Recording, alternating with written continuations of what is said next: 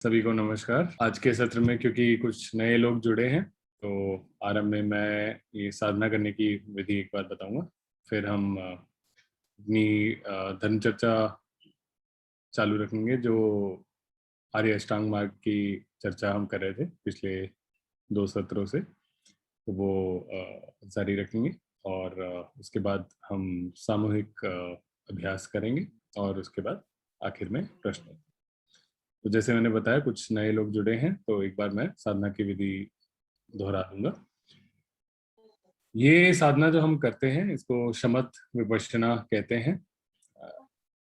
ये दो प्रैक्टिसेस की तरह, अलग अलग प्रैक्टिसेस की तरह काफी टाइम से ये साधना करी जा रही है। लेकिन भगवान बुद्ध ने जो सिखाया था वो ये सिखाया था कि शमत और विपश्यना ये दोनों साथ में करी जाने वाली साधना है। शमत क्या है, विपश्यना क्या है, एक बार मैं बता दूंगा, फिर कैसे हम साधना करेंगे इसकी चर्चा करेंगे। तो शमत का अर्थ है एक स्थिर और साफ मन। तो मतलब मन की स्थिरता जब होती है तो हमें ज्ञान प्राप्ति हमेशा ज्यादा आसानी से होती है।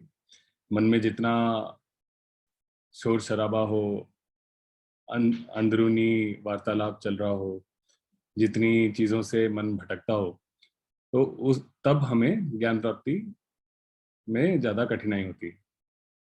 तो जितना मन हमारा स्थिर और साफ रहेगा, उतने आराम से हम अपने मन की प्रक्रिया के बारे में सीख पाएंगे। तो इस मन की स्थिरता को शमत कहा जाता है।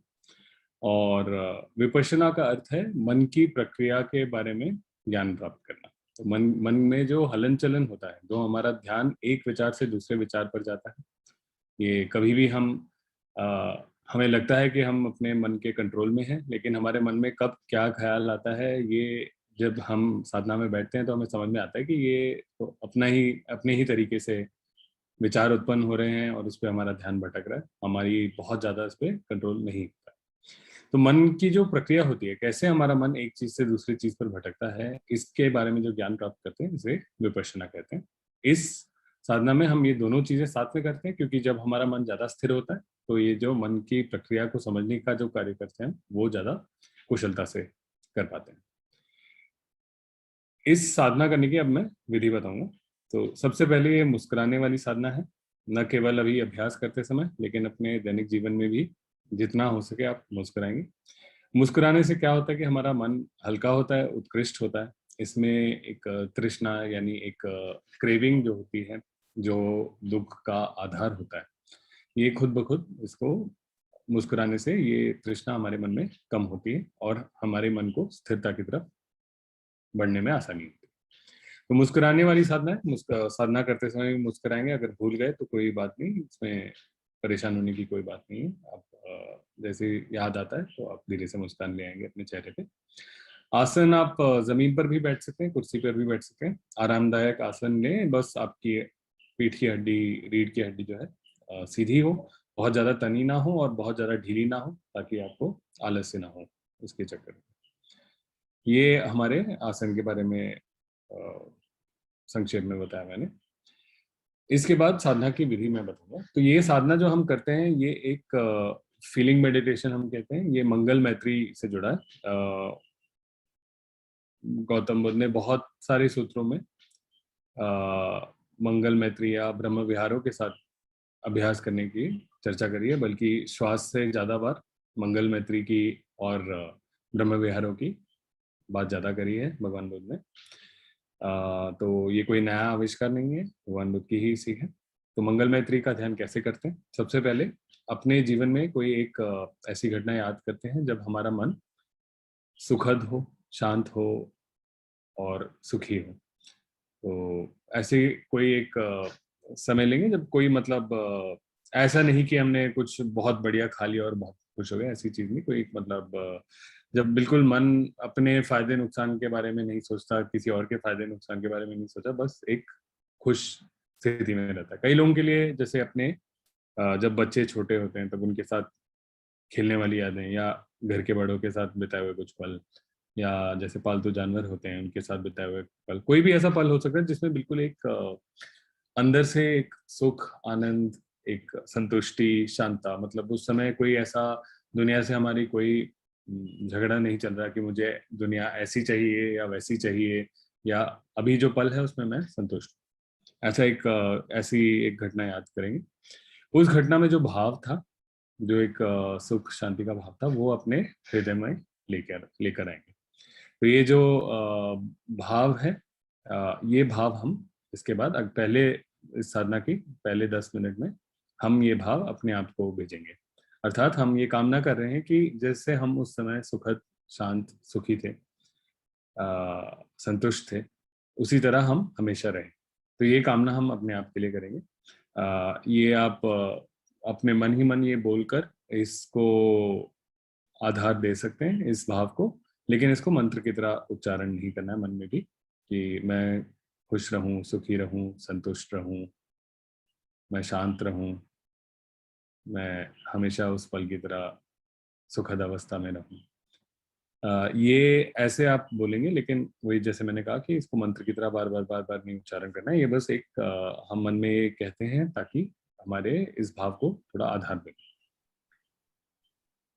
ये हम करेंगे। उसके बाद 10 मिनट के बाद हम एक आध्यात्मिक मित्र को यही भाव भेजेंगे। आध्यात्मिक मित्र कौन होता है? एक आध्यात्मिक मित्र हम चुनेंगे, इसी आध्यात्मिक मित्र के साथ ये साधना करेंगे जब तक आपको ये नहीं बताया जाता कि आपको साधना बदलनी चाहिए। इसके मतलब एक आध्यात्मिक मित्र से हम आरंभ करके धीरे धीरे कुछ पायदानों से गुजरते हुए हम पूरे संसार के हर जीव को ये मंगल मैत्री का भाव भेजते हैं। लेकिन ये कुशलता प्राप्त करने के लिए सबसे पहले हम एक आध्यात्मिक मित्र के साथ काम करते हैं। आध्यात्मिक मित्र कौन है? ऐसा व्यक्ति एक चुनेंगे आप जिसके बारे में आप सोचते हैं तो खुद ही आपके मन में उस व्यक्ति की भलाई के बारे में सोच निकलता हो। कोई और ऐसा हो कि जिसको आदर करते हो आप, और वो भी आपके लिए मन में, आपके लिए अपने मन में ऐसे ही भावनाएं रखता हो। तो ऐसे व्यक्ति को चुनेंगे। कुछ इसमें कंडीशंस हैं कि आपके परिवार का सदस्य नहीं होना चाहिए ये व्यक्ति। ये इसलिए है क्योंकि आप काफी समय उनको आप ये भाव भेजेंगे तो जैसे परिवार के सदस्य होते हैं उनके साथ थोड़ा हमारा सरल नहीं होता रिश्ता। बहुत सारे इसमें पहलू होते हैं, तो अलग अलग चीजों में मन भटक सकता है। तो परिवार का सदस्य नहीं होना चाहिए, जीवित और सेहतमंद होना चाहिए। तो ऐसा नहीं कि कोई अगर गुजर गया हो या बीमार हो तो हमारा मन फिर अलग चीजों में भटकने लगेगा, कहानियों में। तो इसलिए ऐसे कोई व्यक्ति हो जो स्वस्थ हो और जीवित हो। और तीसरा, ऐसे व्यक्ति हों जिनके लिए हमारे मन में कोई शारीरिक आकर्षण ना ना उठने की संभावना हो, क्योंकि वही बात है कि ज्यादा समय हम इस व्यक्ति के साथ बिताएंगे तो हमें इधर उधर अलग दिशा में नहीं जाना। तो ऐसा एक आध्यात्मिक मित्र चुनेंगे, इसी आध्यात्मिक मित्र के साथ अभ्यास करेंगे। इनको आप वही भाव जो अपने आप को आप पहले 10 मिनट भेज रहे थे, जो आपके एक सुखद घटना याद करने से आपके मन में जागृत हुई थी, आपके हृदय में आपने इसको केंद्रित किया था।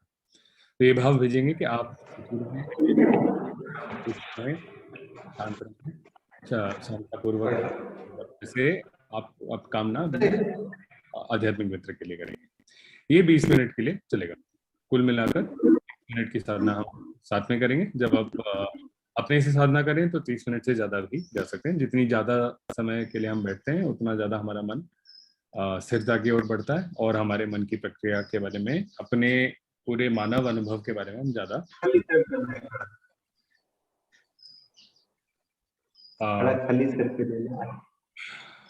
डॉक्टर प्रसाद, आप म्यूट कर लेंगे अपने आप को? धन्यवाद। हाँ जी। जैसे अब मैंने कहा कि हम अपने आप को ये भाव भेजेंगे या अपने मित्र को भाव भेजेंगे, लेकिन क्या होगा कि जैसे हम शुरू करेंगे तो थोड़े ही क्षणों में हमारा मन किसी न किसी विचार पर भटक जाएगा। कोई ध्वनि होगी, कोई हमारे त्वचा पर स्पर्श होगा, कोई मन में कोई दैनिक जीवन का कोई विचार आएगा, निजी जीवन का कोई विचार आएगा, और वहां उसके पीछे हमारा ध्यान भागने लगेगा। ऐसा होता है कि शुरुआत में हमें समझ में भी नहीं आता कि हमारा ध्यान किसी चीज पर भटक रहा है। थोड़ी देर बाद अचानक हमें समझ में आएगा कि अरे हमारा ध्यान तो कहीं और चला है। तो यहाँ से जो हमारे ध्यान को हम वापस लेकर आएंगे, जो बाद में मैं आज धर्म चर्चा में भी बताऊंगा, सही व्यायाम, ये चीज हमने बहुत समझदारी से, और ये बिल्कुल जैसे मैं बताऊंगा उसी तरीके से बिल्कुल आपने करना है। 6 कदमों का प्रयोग करेंगे। पहला कदम है कि रिकग्नाइज, अर्थात हम पहचानेंगे कि हमारा ध्यान एक विचार जो उत्पन्न हुआ है उसके पीछे भाग गया। ये नहीं सोचेंगे कि उस कहानी के अंदर नहीं सोचेंगे, पहचानेंगे कि अच्छा नहीं ये तो मेरे लिए जरूरी है या ये तो मुझे काम करना है, ऐसे नहीं सोचेंगे, ऐसे नहीं पहचानेंगे। ये पहचानेंगे कि हमारे मन में एक विचार उत्पन्न हुआ है। पहला कदम रिकॉग्नाइज। दूसरा कदम जो है रिलीज। तो आपका जो ध्यान होता है वही एक विचार के और आगे कहानियों में, बिल्कुल एक उपन्यास में बदलने का जो काम होता है वो आपके ध्यान के पोषण से होता है। तो आप दूसरे कदम में ये निर्णय करेंगे कि हम अपना ध्यान का पोषण इस विचार को नहीं देंगे, क्योंकि हम किसी अन्य कार्य के लिए बैठे हैं, यानी हमारे अभ्यास के लिए बैठे हैं। तो ये दूसरा कदम है जिसे रिलीज कहते हैं, ये निर्णय करना कि अपना ध्यान इस विचार के साथ नहीं जोड़े रखना। तीसरा कदम है रिलैक्स कहते हैं इसे, बहुत जरूरी कदम है। और इससे काफी आपके जो विकास होगा आपका इस पथ पर, उसके लिए बहुत जरूरी है। जब भी हमारा मन किसी विचार पर भटकता है, ये इसलिए भटकता है क्योंकि हम इसे अपने एक निजी तौर से इसको कहीं पे, हमारा मन इसको जरूरी समझता है, इसके साथ हमारी अटैचमेंट होती है।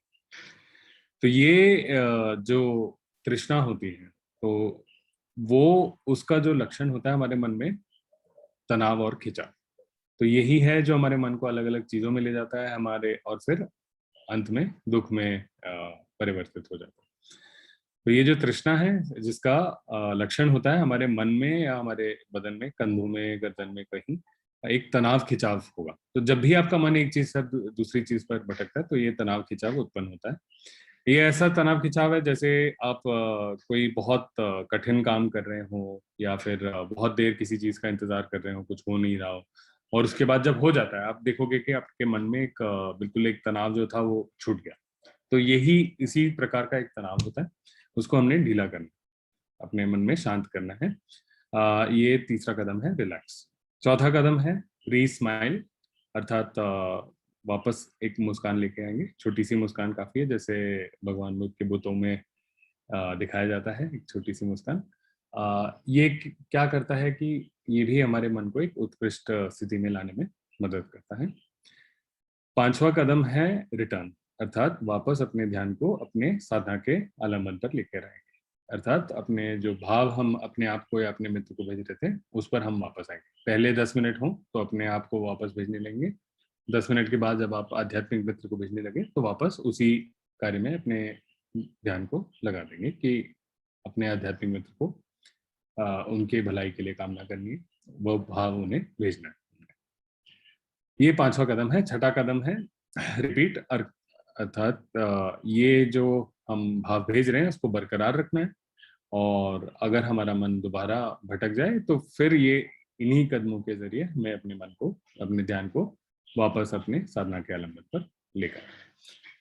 मैं इसको अभी रिपीट नहीं करूंगा, ये 6 कदम जो है, क्योंकि अभी ये जो हम आगे धर्म चर्चा करने वाले हैं उसमें भी इसका इसकी चर्चा होगी, तो तब मैं एक बार और याद दिला दूंगा ताकि आपको ये 6 कदम, जो नए हैं खासकर, उनको ये 6 कदम अच्छे से समझ में आए। तो बाकी जो साधना की विधि है वो एक बार दोबारा दोहरा देता हूँ। एक अपने जीवन में बीती हुई कोई एक सुखद घटना याद करेंगे। वो भाव जो है उस घटना में, वो अपने हृदय में के केंद्र में लेकर आएंगे। वो भाव अपने आप को पहले आप भेजेंगे उस अपनी भलाई की कामना करते हुए, और यही खुशी का जो भाव है वो अपने आध्यात्मिक मित्र को भेजेंगे पहले 10 मिनट के बाद। ये भाव आप चाहते हैं कि जैसे आपको उस समय उस घटना में महसूस हुआ था, वही भाव आप हमेशा वैसे ही महसूस करें और आपके मित्र भी वैसे ही महसूस करें। तो ये हमारी साधना है शमत विपश्यना। ठीक है, तो अब हम जो धर्म चर्चा कर रहे थे उसकी ओर बढ़ेंगे वापस। हम चर्चा कर रहे थे पिछले 2-3 सत्रों से आर्य अष्टांग मार्ग की। क्या है आर्य अष्टांग मार्ग? सबसे पहले जो भगवान बुद्ध ने जो शिक्षा दी उसमें सबसे जरूरी जो चीज है, सबसे केंद्रित जो चीज है, 4 आर्य सत्य है। चार आर्य सत्य क्या है, वहां से हम आरंभ करेंगे। चार आर्य सत्य ये है, पहला सत्य ये है कि संसार में दुख का अस्तित्व है। हम सब किसी न किसी समय अपने जीवन में एक दुख से परिचित होते हैं। ये दुख छोटा भी हो सकता है, बहुत बड़ा भी हो सकता है। ऐसे भी हो सकता है कि मतलब आपको कुछ खाना मंगाया आपने, वो इतना स्वादिष्ट नहीं था जितना आप सोच रहे थे। ये भी एक छोटे प्रकार का दुख है। और कोई बड़ा दुख भी हो सकता है, कोई बीमार पड़ जाए, कोई गुजर जाए अपने आपके जो प्रिय हो। तो संसार में दुख का अस्तित्व है। दूसरा आर्य सत्य है समुदाय, अर्थात ये दुख किस पर, दुख का ओरिजिन क्या है, किस पर आधारित है ये। तो यहाँ भगवान बुद्ध कहते हैं कि दुख तृष्णा पर आधारित है। दुख का जो मूल है वो तृष्णा है। तृष्णा को अंग्रेजी में कई लोग क्रेविंग भी कहते हैं। तीसरा जो आर्य सत्य है भगवान बुद्ध ने सिखाया था वो ये था कि तृष्णा की समाप्ति से दुख की भी समाप्ति हो जाती है। ये निरोध का आर्य सत्य बोध कहते हैं इसको। निरोध अर्थात सेसेशन या समाप्त हो जाना। तो तृष्णा जो है, अगर हम इसको नियंत्रित कर पाए, इसको हम समाप्त कर पाए, तो हमारे मन में जो दुख की उत्पत्ति होगी उसकी संभावना खत्म होगी। और चौथा जो आर्य सत्य उन्होंने बताया तो वो था कि तृष्णा को समाप्त करने के लिए एक मार्ग है जो कि आर्य अष्टांग मार्ग है, जिसकी हम चर्चा करें। और जैसे मैंने पहले भी समझाया कि ये जो 6 कदम है इसमें रिलैक्स बहुत जरूरी है, क्योंकि रिलैक्स्ड जो है वो जो तनाव खिंचाव हम ढीला करते हैं, ये उसी का लक्षण है तृष्णा। इसको समाप्त जैसे हम करें, ये ऐसा है कि जब तक आप अरहंत नहीं बनते तब तक आपके मन में बार बार तृष्णा उत्पन्न होगा। तो और तृष्णा को हमने कुशलता पूर्वक उसके साथ हमने बर्ताव करना है। तो वो जो विचार हो, जो एक विचार की प्रक्रिया हो, उसमें हमारे जीवन में दुख नहीं उत्पन्न हो। तो ये आर्य सत्य थे। फिर हमने आर्य अष्टांग मार्ग की चर्चा करी थी। इसको 3 स्कंद में, कमेंट्रीज में कहते हैं 3 स्कंद में बताया जाता है। एक प्रज्ञा स्कंद अर्थात सम्यक या उचित दृष्टि, इस धर्म के बारे में एक समझ, ये 4 आर्य सत्यों की समझ, अनित्यता, दुख और अनात्मता के 3 लक्षणों की समझ, और प्रतीच्य समुपादाय की समझ। ये इस स्कंद के बारे में अगर आप और जानकारी चाहते हैं तो पुराने हमारे डॉक्टर साहब के यूट्यूब चैनल पे हमारे कुछ वीडियोस होंगे, उसमें आप देख सकते हैं। आज मैं दोबारा नहीं दोहराऊंगा। ये पहला भाग है, स्कंद कह सकते हैं इसका।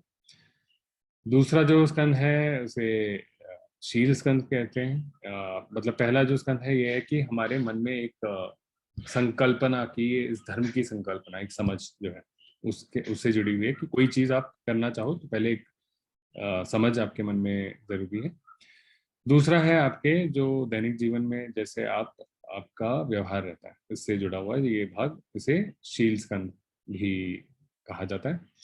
तो शील स्कंद में 3 अंश हैं। एक है सम्यक वचन या उचित वचन, सही समय पर सही चीज, एक निर्मलता से, एक मंगल मैत्री के भाव से, और दूसरों के लाभ के लिए कहना। न केवल ये जो आप उच्चारित करते हैं वो शब्द ही नहीं, बल्कि आपके मन में आप दूसरे व्यक्तियों के बारे में जो सोचते हैं, जो ओपिनियंस बनाते हैं, अपने बारे में जैसे सोचते हैं, जैसे ओपिनियंस बनाते हैं, हर चीज में हमें एक विनम्रता, एक सही समय पर बोलने वाली एक समझ रखना, अपने ही नहीं बाकी आपके वातावरण में जो लोग प्रभावित होते हैं आपके वचनों से, सबकी भलाई का सोचना, सबके लाभ के बारे में सोचना, एक मंगल मैत्री का भाव अपने मन में रखना, उचित चीज कहना, ये जरूरी है। क्योंकि हमारे मन में जो सोच होते हैं वही हमारे कर्मों में भी उनका बहुत प्रभाव होता है। तो हम अपने आप से भी जो बात करते हैं मन में, या किसी चीज के बारे में सोचते हैं, ऐसा नहीं कि कोई व्यक्ति हो सामने कि हमने अपने मन ही मन उसको गाली दे दी और बोलने में बहुत हम मीठी तरीके से बोले, ये तो दोगलापन होता है। तो सम्यक वचन जो है वो अपने जब भी हम भाषा का प्रयोग करते हैं दूसरों से वार्तालाप में, अपने आप से, हर चीज के लिए उचित वचनों का प्रयोग करें। दूसरा है सम्यक कर्मांत, जो हमारे पंचशीलों से जुड़ा है कि पंचशील ना तोड़ें, दोबारा ये वाला जो भाग है हमारा शील स्कंद, इसकी भी चर्चा हमने पिछली बार करी थी, तो उसका वीडियो आप देख सकते हैं अगर आपने नहीं देखा है या पिछली बार नहीं जुड़े थे आप। और तीसरा है सम्यक आजीविका या लाइवलीहुड। इसका अर्थ ये है कि जीवन में अपने आप को ऐसी परिस्थिति में रखें जहां पर आपको ये सम्यक कर्मांत और सम्यक वचन में आसानी हो। ऐसा ना हो कि हर वक्त आपको अलग इसमें संघर्ष हो कि आप उचित चीज कैसे बोल पाए, झूठ कैसे ना बोलें, दूसरे का नुकसान कैसे ना करें, हिंसा कैसे ना करें। इसके बारे में हर हर ही पल में अगर एक संघर्ष होगा तो काफी संभावना है कि आपके शील भंग होंगे और आपके मन में अकुशलता जागेगी। तो ये सम्यक आजीविका, ये तीन चीज हैं हमारे व्यवहारिक या दैनिक जीवन से जुड़े हुए, इसे शील स्कंद कहते हैं।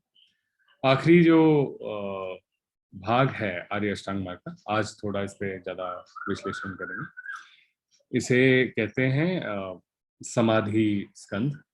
ये हमारी साधना या हमारी प्रैक्टिस से जुड़ा है। इसके 3 अंश हैं, सम्यक व्यायाम, सम्यक स्मृति और सम्यक समाधि। और ये जो शमत विपश्यना की जो साधना हम करते हैं, कैसे बहुत करीबी नाता है इसका, ये अभी मैं जब चर्चा करूंगा तो आपको समझ में आएगा। तो सबसे पहले सम्यक व्यायाम की चर्चा करेंगे। सम्यक व्यायाम अर्थात राइट एफर्ट, कि कैसे हमें अपने ध्यान के साथ कैसी कुशलता रखनी, क्योंकि हमारा जो ध्यान है जिस चीज पर रहता है वही चीज हमारा संसार बन जाता है। किसी चीज के बारे में आप बहुत सोच रहे हो तो वहीं पे आप सोच रहे होंगे, बाकी पूरी आपके वातावरण सब कुछ गायब हो जाता है। जहाँ पे हम अपना ध्यान रखते हैं वही हमारा संसार होता है, वही हमारी सच्चाई होती है, और जहाँ वही जगह है जहाँ पे हम रहते हैं। तो यहाँ पर कुशलता हमें बहुत जरूरी है। तो सम्यक व्यायाम में भगवान बुद्ध 4 चीजें बताते हैं। सबसे पहले कि अपने मन में अकुशल विचार न आने देना। तो ये कैसे, हम जैसे साधना करेंगे तो हम देखेंगे कि हमारे हाथ में तो है नहीं कि विचार कैसे आएंगे या नहीं आएंगे। तो इसका जो तरीका है, ये तरीका है कि हम एक उत्कृष्ट स्थिति में, एक कुशल विचार में अपने, या विचार या एक मन की एक धर्म में अपना ध्यान रखेंगे। तो जैसे हम मंगल मैत्री का ध्यान करते हैं, तो ये सही। तो 2 चीजें हैं, कोई चीज अगर हमें नहीं आने देना है तो पहले हम अपने ध्यान को दूसरी जगह रखेंगे, और जब ये आए, अगर ये उत्पन्न हो जाते हैं इसके बावजूद, तो उसे हमने पहचानना है या पकड़। तो ये हमारा मतलब शुरुआती हमारे साधना का एक विवरण हो गया एक तरीके से, कि हम अपना मन मंगल मैत्री में रखते हैं, जो कि एक बिल्कुल कुशल स्थिति है, ब्रह्म विहार है। वहां अपना विचार हम रखते हैं। इससे खुद ही अकुशल ख्यालों का आना या विचारों का आना, उत्पन्न होना, इसकी संभावना काफी कम है। फिर अगर ये उत्पन्न हो गया तो हम बड़ी उसको हम पहचानते हैं। सबसे पहला जो हमारा कदम है 6 कदमों में, रिकॉग्नाइज।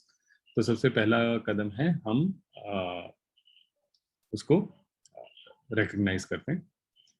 दूसरी चीज सम्यक व्यायाम में भगवान बुद्ध ये बताते हैं कि अगर हमारे मन में अकुशल विचार आ गए, एक हमारा मन कहीं अलग अलग अड़चनों में, निवरणों में भटक गया, तो हमारे ध्यान को वहां से हमने हटाना। तो ये इनको अपने इनकी जो ये जो विचार आए हैं, इनको समाप्ति की ओर ले जाना है। ये हम कैसे करते हैं?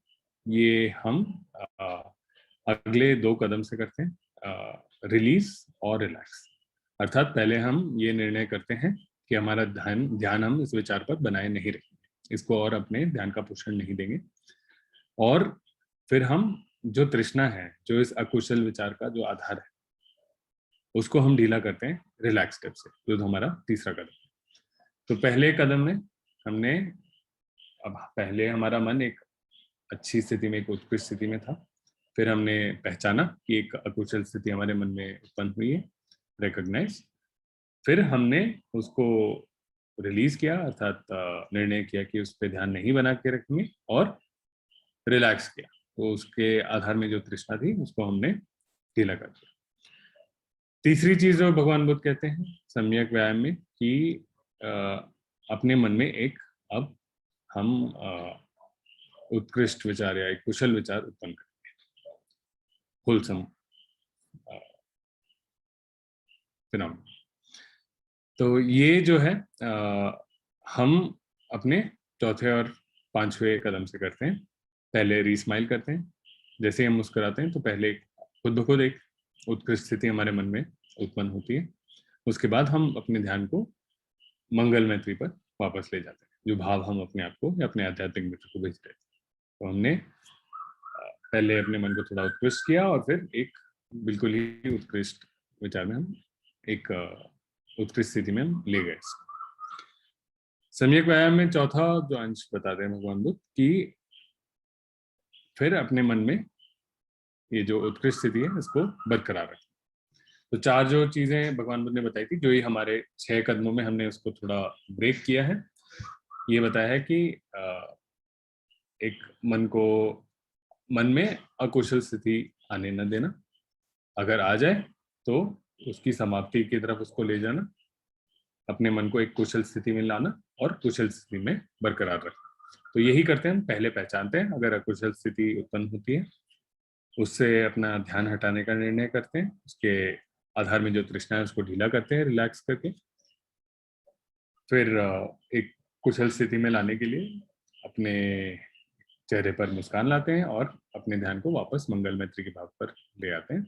और आखिर में रिपीट स्टेप हमारा मन अपने जो उत्कृष्ट स्थिति में हमारा मन है उसको बरकरार रखते हैं और ये जागृति रखते हैं ताकि अगर जरूरत पड़ने पर ये हम 6 कदमों का प्रयोग फिर कर सकें। तो इसे सम्यक व्यायाम कहते हैं। सम्यक समाधि में अब दूसरा जो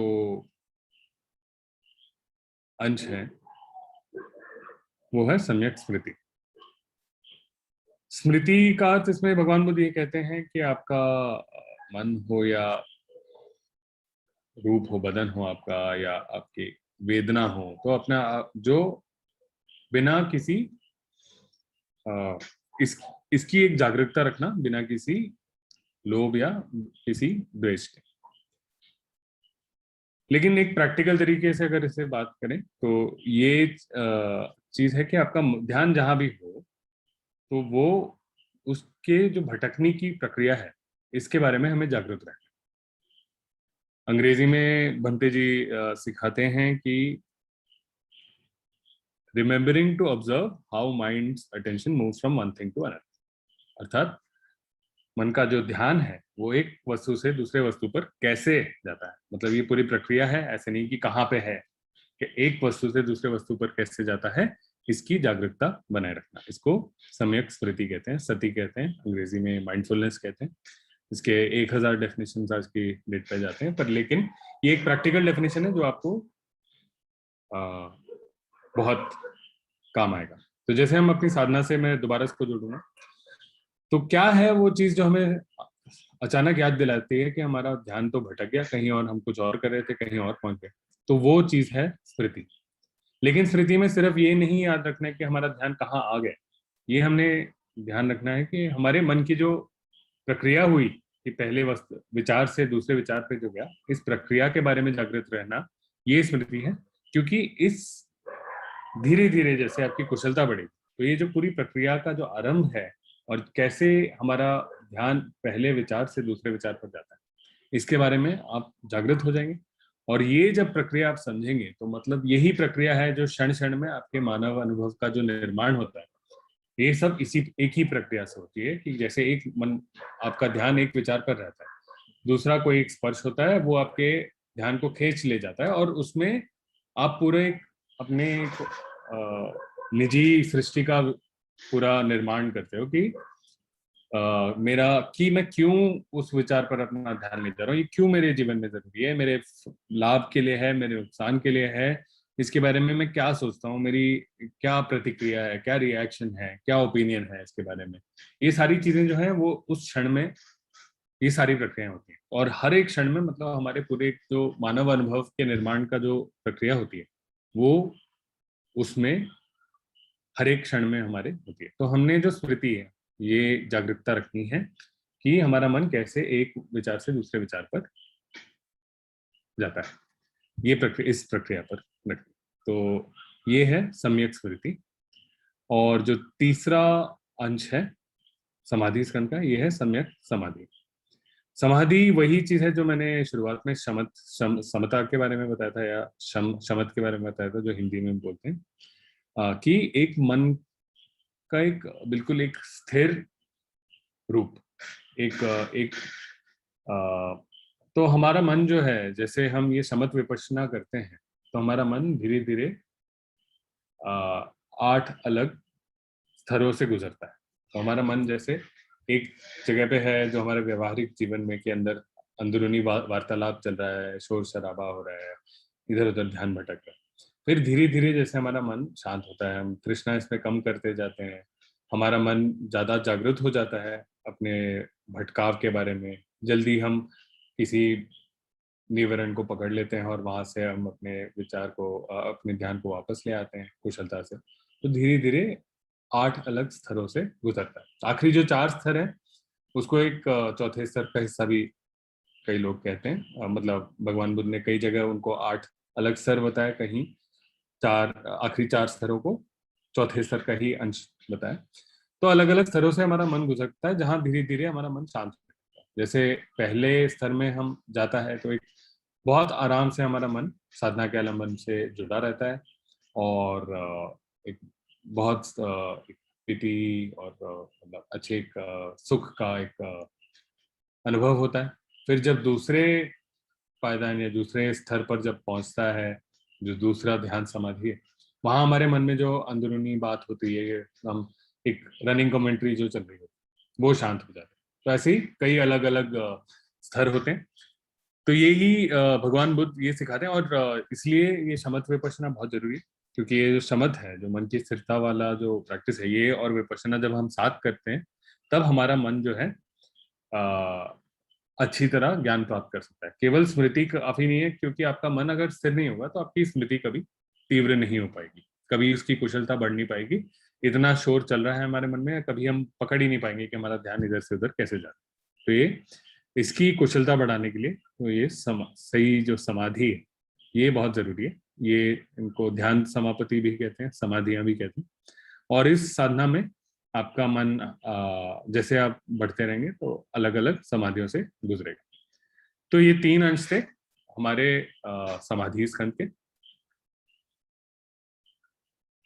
सम्यक व्यायाम अर्थात हमारे 6 आर या 6 कदम, जिससे हम अपने मन को वापस रखते हैं। सम्यक स्मृति अर्थात एक वो जागरूकता बनाए रखना कि हमारे हमारे हमारा ध्यान कैसे एक वस्तु से दूसरे वस्तु पर भटकता है, इस प्रक्रिया के बारे में जागृति बनाए रखना, ये सम्यक स्मृति है। और तीसरा है सम्यक समाधि, जो कि वो स्तर है जिससे हमारा मन गुजरता है जैसे इस साधना में हम बढ़ते जाते हैं। और जो नए जुड़े हैं ये भी पुराने हमारे ये यूट्यूब चैनल पे देख सकते हैं। ये जो 8 समाधियां हैं इनके बारे में 2 या 3 सत्रों में चर्चा करी है, तो उसके बारे में भी आप जान सकते हैं क्या है। इनके बहुत ऐसे लक्षण होते हैं जो बहुत आपको भी समझ, आपको अनुभव होंगे, और जो आपको एक गाइड होंगे या टीचर होंगे तो वो आपको कैसे इनको समझना है, कैसे इसके हिसाब से अपने साधना को आपने आगे बढ़ाना है, इसके बारे में आपको गाइड कर सकते हैं।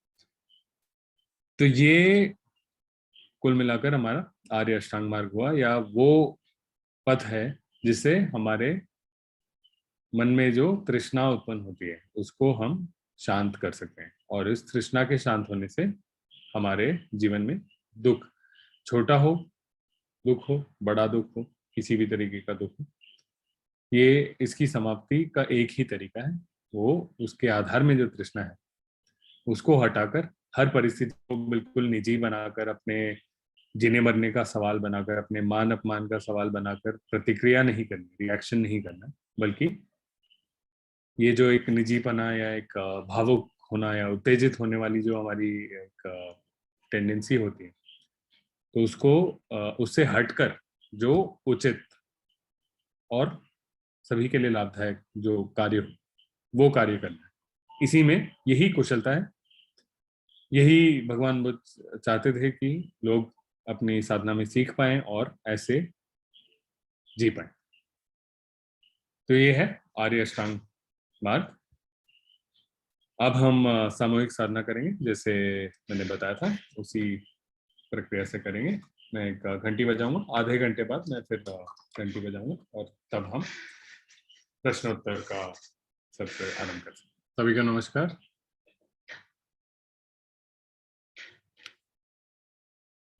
अपना वीडियो ऑन कर लीजिए प्लीज।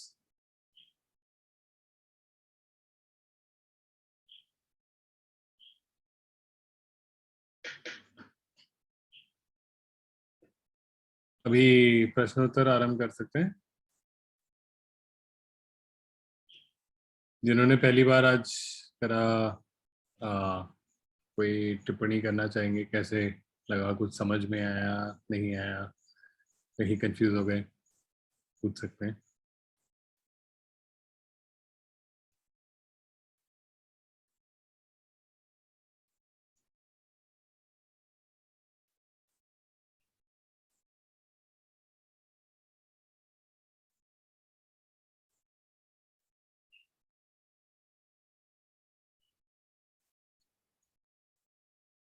सब समझ में आ गया सबको? अष्टांग मार्ग पूरा? अब कोई सवाल पूछने की जरूरत नहीं है।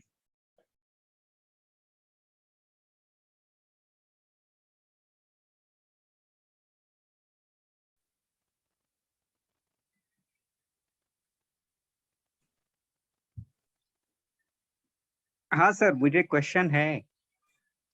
आ, ये जो स्पिरिचुअल फ्रेंड है, हम्म।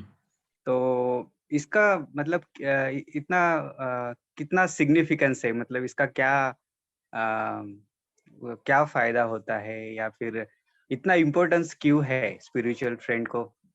वैसे फिर चूज करना भी मुश्किल हो जाता है। जैसे कि मतलब दो तीन हो सकते हैं, फिर एक एक कोई स्पिरिचुअल एक फ्रेंड। चूज करना है अपने, मतलब ऐसा तो नहीं है कि आप बाकी लोगों के लिए बुरा सोच रहे हैं। हाँ। तो एक के लिए अच्छा सोचना है, ठीक है, एक चूज कर लीजिए, उनके साथ करिए।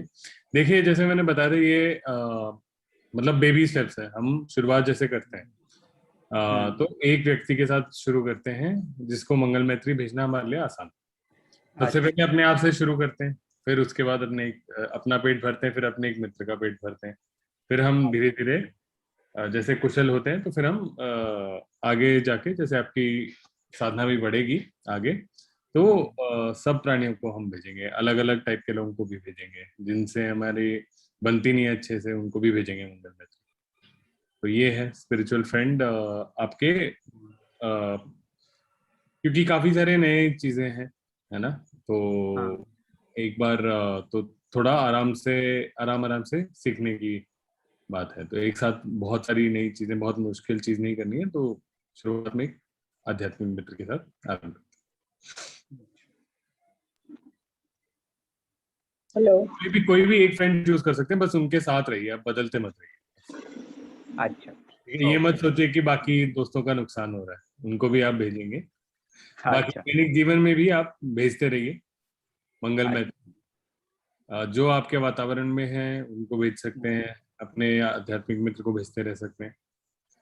तो एक संक्रमण ध्यान भी होता है इस साधना में। मतलब आप कोई एक 15-20 फुट का फासला ले लीजिए, जहाँ पे चल सकें, छत हो या कोई पार्क हो जहाँ गाड़ी वाड़ी नहीं आती हो, तो वहाँ पे अपने नजरें बिल्कुल 8-10 फीट आगे जमीन पर रखें, बहुत ऊपर इधर उधर नहीं देखना हमने।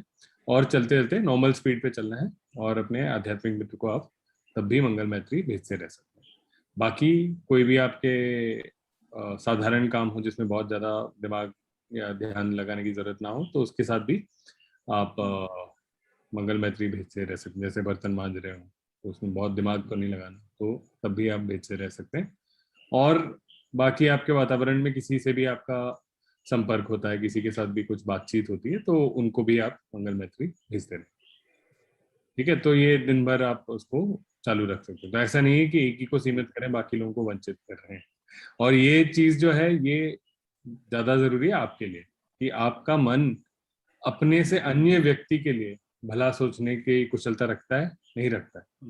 ये कुशलता हमने बढ़ानी है ना। तो ये कुशलता जब हम बढ़ाते हैं तो हर परिस्थिति में फिर हम सिर्फ उसमें उस परिस्थिति को सिर्फ एक अपने फायदे और नुकसान के दृष्टिकोण से नहीं देखते, है ना। तो ये कुशलता बढ़ाने के लिए तो आध्यात्मिक मित्र एक हमारा पहला एक सहारा है, जिससे हम एक बहुत ही प्राकृतिक तरीके से हम उसको आराम से अच्छी शुभेच्छा भेज सकते हैं। अच्छा, थैंक यू। हेलो। हाँ जी, हेलो। नमस्ते ममता। हाँ, नमस्ते दिनेश जी। दिनेश जी, जैसे शमद विपස්සना के शिविर में हम लोगों ने सीखा था कि कि आप अपने मित्रों को, फिर अपने शहर वालों को, फिर अपने दुश्मनों को, सबको मंगल मैत्री देना है। तो जैसे वहां पे तो मधुसूदन जी खुद कराते थे ना सब बहुत अच्छे से, तो अब ऐसा हमारे पास रिकॉर्डेड तो है नहीं, तो फिर हम वो सीक्वेंस में तो कर नहीं पाते हैं अच्छे से, तो कभी भूल जाते हैं। तो हाँ, ऐसा कोई ऐसा रिकॉर्डेड नहीं है कुछ ऐसा, जैसे कि हम फिर सीक्वेंस से रोज करते जाएं उस चीज को? तो अभी मैं बता देता हूँ। ये तो रिकॉर्ड हो ही रहा है, तो रहेगा आपके पास। लेकिन ये एक इंटरमीडिएट, तो जैसे मैं प्रशांत जी को भी बता रहा था, तो वो आध्यात्मिक मित्र से आरंभ करते हैं। और जैसे कुछ कुछ लक्षण हमारे साधना में आते हैं, है ना, तो जो जैसे जो गाइड होते हैं उनको समझ में आता है वो, तो आपकी वो साधना बदलना शुरू करते हैं। तो जो दूसरा एक पायदान बोलेंगे, तो दूसरा एक जो प्रैक्टिस हम करते हैं आध्यात्मिक मित्र के बाद, और ये तभी करना है जब आपको कोई आपको बताए थे बदलने के लिए। तो शायद ममता जी को साधना बदलने के लिए बताया गया हो। तो इसमें हम क्या करते हैं, जो दूसरा एक स्तर बोल सकते हैं साधना का, तो सबसे पहले हम एक आध्यात्मिक मित्र के साथ जैसे कार्य कर रहे थे, अब हम 3 और आध्यात्मिक मित्र चुनेंगे। ये किसी भी जेंडर के हो सकते हैं, पुरुष हो सकते हैं, स्त्री हो सकते हैं, उसमें फर्क नहीं पड़ता। आपके तो इनसे हम शुरुआत करेंगे। इनको एक एक करके हम मंगल मैत्री भेजेंगे, और ऐसे हम अपने मन में देखेंगे कि हम उनको मंगल मैत्री भेज रहे हैं और वो उसे रिसीव कर रहे हैं, मतलब उसको प्राप्त कर रहे हैं। और जैसे हम कहीं दैनिक जीवन में कोई मित्र आता है, उसको हम मुस्कुराकर एक शुभेच्छा भेजते हैं और वो भी मुस्कुराकर उसको एक्सेप्ट करता है। तो उसी जी। तरीके से हम अपने मन में देखेंगे कि ये दूसरे व्यक्ति जो है अपने आध्यात्मिक मित्र, वो हमारी मंगल मैत्री का भाव जो है, शुभेच्छा जो है, वो एक्सेप्ट करते हैं। जैसे ही वो मुस्कुरा दें आपके मन में, तो आप अगले मित्र पे चलेंगे। तो ऐसे 3 मित्र में एक एक करके आप चलेंगे। 3 आध्यात्मिक मित्र हो जाए, उसके बाद 4 परिवार के सदस्य लेंगे, एक एक करके परिवार के सदस्यों को मंगल मैत्री भेजेंगे। और जब वो प्राप्त कर लें उसे और मुस्कुराकर उसे, मतलब आपको एक्नॉलेज करें कि हाँ आपका मंगल मैत्री में मिल प्राप्त हुआ है, तो आप अगले परिवार के सदस्य पर चलेंगे। इसके बाद जो तीसरा एक ग्रुप है लोगों का, वो है ऐसे लोग जिनसे आपका ना बहुत करीबी रिश्ता नहीं है, ना अच्छा रिश्ता ना बुरा रिश्ता। ऐसे हैं लोग जो आप जैसे आपके अखबार कोई डाल जाता है, या आपके कोई दुकानदार है आपके कॉलोनी में, या गार्ड हैं, जिनसे मतलब आप उनको जानते हैं लेकिन आपका बहुत ज्यादा गहरा रिश्ता नहीं है उनके साथ, अच्छा या बुरा किसी भी तरीके का रिश्ता नहीं है। तो ऐसे 4 लोग चुनेंगे, एक एक करके उनको मंगल मैत्री आप भेजेंगे, जैसे आप अपने आध्यात्मिक मित्र को भेज रहे थे, जब परिवार के सदस्यों को भेज रहे थे। 4 व्यक्तियों को एक एक करके भेजेंगे जब तक वो उसको प्राप्त नहीं कर लेते, मुस्कुरा नहीं देते आपके मन में। इसके बाद आखिरी जो है 4 ऐसे कठिन व्यक्ति हम चुनेंगे जिनसे हमारी बनती नहीं है, जिनसे हमें अलग या तो वो हमें नहीं पसंद करते या हम उन्हें नहीं पसंद करते, यानी हमारे लिए स्वाभाविक नहीं है कि उन्हें हम शुभेच्छा भेजें। तो इनमें भी ऐसे एक एक करके चलना है। इसमें कई बार लोगों को कठिनाई का सामना करना पड़ता है, क्योंकि वो भेज ही नहीं पाते हैं या ऐसा सोच ही नहीं सकते कि हम मंगल मैत्री, अपने मन में देख नहीं पाते हैं कि हम मंगल मैत्री भेज रहे हैं और ये दूसरे व्यक्ति मुस्कुरा रहे हैं।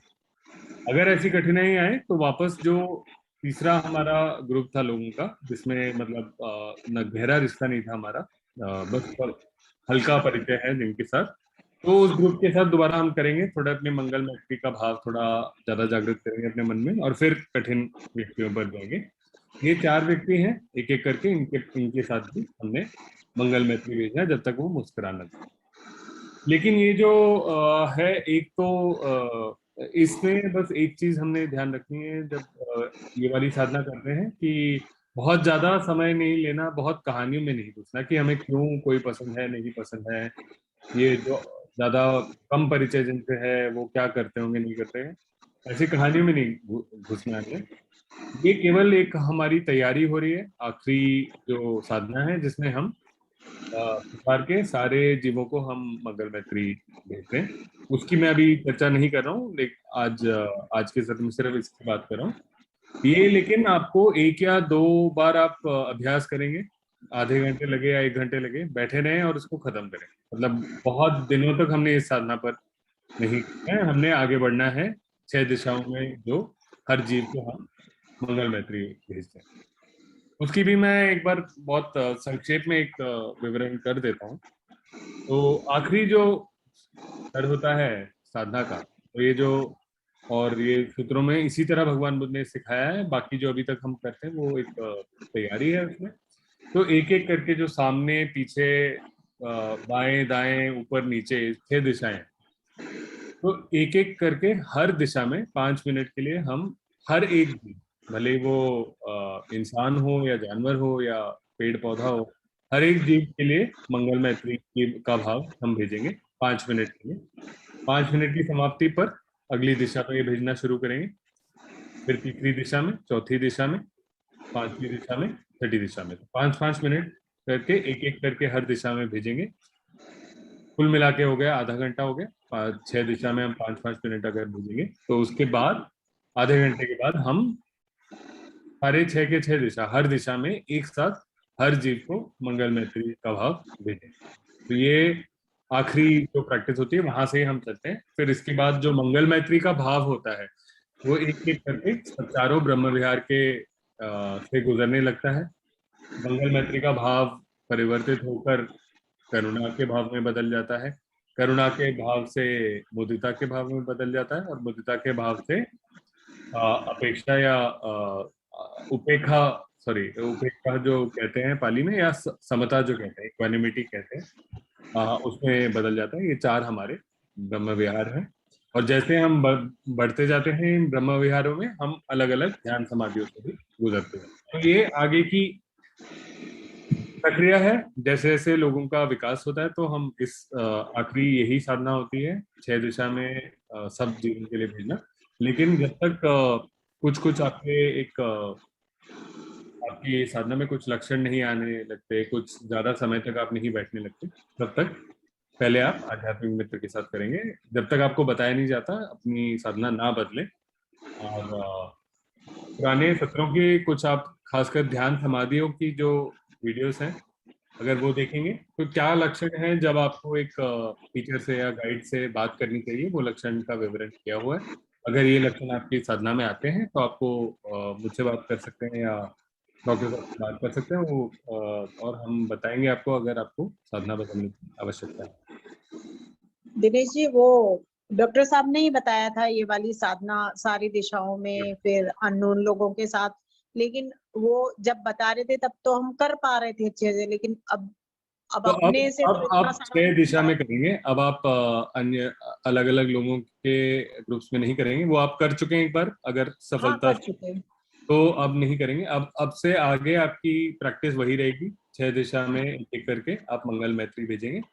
मंगल मैत्री या जो भी आपके खुद ब खुद जो उत्पन्न हो, तो ऐसा होता है कई बार जब अगर आप प्रैक्टिस कर रहे हो सकता है कि आपके बहुत नेचुरली करुणा का भाव निकले, तो अभी आपकी कुशलता वहां नहीं पहुंची होगी जहां आप इनमें सब में अंतर कर सको, या अपने बिल्कुल मन अनुसार, इच्छा अनुसार आप उसका उत्पन्न कर पाओ कि मुझे अभी करुणा उत्पन्न करना है या समता उत्पन्न करनी है। तो शायद वहां तक अभी नहीं पहुंचेंगे। तो जो भी अच्छा भाव एक स्वाभाविक रूप से आपके मन में उत्पन्न होता है, वो आप भेजना शुरू करिए। आप एक एक दिशा से आरंभ कर सकते हैं और 6 दिशा में भेजेंगे और फिर सारी दिशा में एक साथ भेजेंगे हर।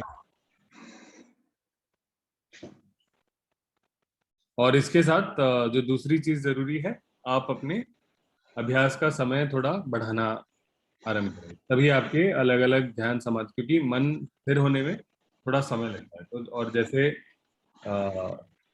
स्थिर होता है तो हम आगे आगे समाधियों में गुजरते हैं। जो समाधियों में गुजरते हैं तो दो फायदे होते हैं। एक तो हमारे संस्कारों की शुद्धि होती रहती है, मतलब जो ऐसे संस्कार हैं जो हमें अकुशल कार्य की तरफ धकेलते हैं, वो संस्कार क्लियर होने लगते हैं, क्योंकि हम मन में लगातार तृष्णा शांत करते जाते हैं। और दूसरी चीज जो होती है, और हर एक ध्यान समाधि में अलग अलग ज्ञान प्राप्त होता है हमें, मतलब अलग अलग चीजें हमारा मन अपने प्रक्रिया के बारे में समझता है। और जैसे हम ध्यान समाधियों में ज्यादा समय तक बैठते हैं और मन ज्यादा शांत होता है, तो जो मैंने स्मृति की बात करी थी ना, कि वो जागरूकता जो मन की एक वस्तु से दूसरे वस्तु में जाने की प्रक्रिया पे हमारी जागरूकता जो रहती है, तो ये जो प्रक्रिया है इसके बारे में ज्यादा हम समझने लेंगे, सीखने लेंगे। और अभी ममता जी अच्छा समय है कि पुराने जो सत्रों में जो ध्यान समाधि वाले जो हमारे वीडियो हैं, वो एक बार आप देख लीजिए। आपके साधना में जो अलग अलग अनुभव हो रहे होंगे आपको, आप उससे थोड़ा उसको जोड़ पाएंगे कि क्या हो रहा है, कुछ समझ पाएंगे। लेकिन साधना के समय बस एक चीज मैं कहना चाहूंगा कि कुछ भी आपके मन में कुछ फिनोमेना आते हैं, कुछ लाइट साउंड कुछ भी होता है, तो उसके पीछे नहीं जाना है। हमारा कार्य एक ही है कि जब भी हमारा मन किसी अन्य विचार पर, अन्य चीज पर भटक जाए, तो उसको 6 कदमों से वापस लेके आना। शुरुआत से अंत तक इस साधना में 6 कदमों का जो सही उचित प्रयोग है, वो सबसे महत्वपूर्ण। ठीक, धन्यवाद। चलिए, आखिरी कोई सवाल है तो पूछ लीजिए। आज समय समाप्त हो चुका है हमारा, वरना मैं डॉक्टर साहब से विनती करूंगा कि प्रार्थना में लीड करें। ज्ञानोबा जी, आपका कैसा रहा अनुभव आज?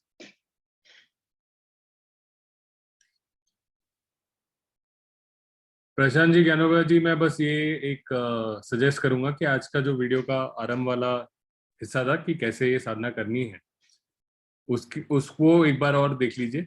और जितना हो सके दिन में कम से कम एक बार अभ्यास कर लीजिए, कम से कम आधे घंटे के लिए। आधा घंटा लग जाता है हमारे मन को स्थिर होने में और थोड़ी ज्ञान प्राप्ति हो सर आराम होने में। थोड़ा टाइम लगेगा मेरे को। हाँ, थोड़ा मन लगने में टाइम लग जाएगा। हाँ हाँ, कोई नहीं।